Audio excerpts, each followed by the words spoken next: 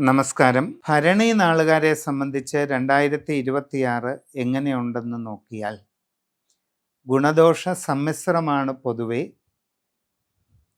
ഗുണങ്ങളും ദോഷങ്ങളും ഇടകലർന്ന സാമാന്യമായ അവസ്ഥയാണ് ഇപ്പോഴുള്ളത്. എല്ലാ കാര്യങ്ങളും വിചാരിക്കുന്നത് പോലെ കൃത്യമായിട്ട് വേഗം നടക്കണമെന്നില്ല. അപ്രതീക്ഷിതമായിട്ട് പല കാര്യങ്ങളിലും തടസ്സങ്ങളൊക്കെ ഉണ്ടാകാം.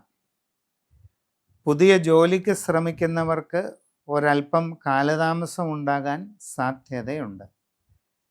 നിങ്ങളുടെ പ്രവർത്തന രംഗത്ത് അത്ര അനുകൂലമല്ലാത്ത പല മാറ്റങ്ങളും ഉണ്ടായിത്തീരാനുള്ള സാധ്യതയാണ് ഉള്ളത്.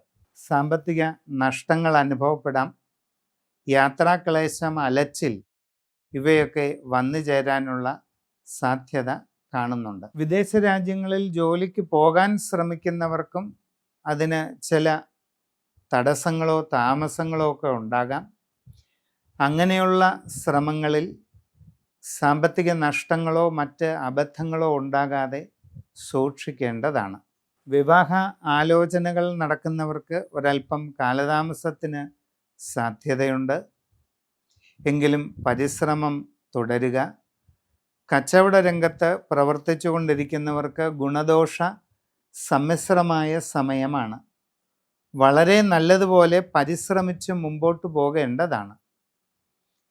എന്നാൽ സാമ്പത്തിക ഇടപാടുകൾ വളരെ ശ്രദ്ധിച്ച് നടത്തിയില്ലെങ്കിൽ നഷ്ടങ്ങൾക്ക് സാധ്യത കാണുന്നുണ്ട്. അതിനാൽ വളരെ സൂക്ഷ്മതയോടുകൂടി എല്ലാ കാര്യങ്ങളും ചെയ്യേണ്ടതാണ്. ആരോഗ്യകാര്യങ്ങളിൽ പ്രത്യേകം ശ്രദ്ധിക്കുക. ബന്ധങ്ങൾ നിലനിർത്തിക്കൊണ്ടു പോകുന്ന കാര്യത്തിലും കൂടുതൽ ശ്രദ്ധയോടുകൂടിയ പരിശ്രമം ആവശ്യമാണ്. നിങ്ങളുടെ സമഗ്രമായ രാശിചിന്ത ചെയ്യുന്നതിലൂടെ വസ്തുതകൾ അറിഞ്ഞ് ഉചിതമായ പ്രതിവിധികൾ കണ്ടെത്തി ചെയ്യുന്നതായാൽ ഈ വർഷം നിങ്ങൾക്ക് എല്ലാ രീതിയിലുമുള്ള പുരോഗതിയും നേടിയെടുക്കാനായിട്ട് സാധിക്കുന്നതാണ്.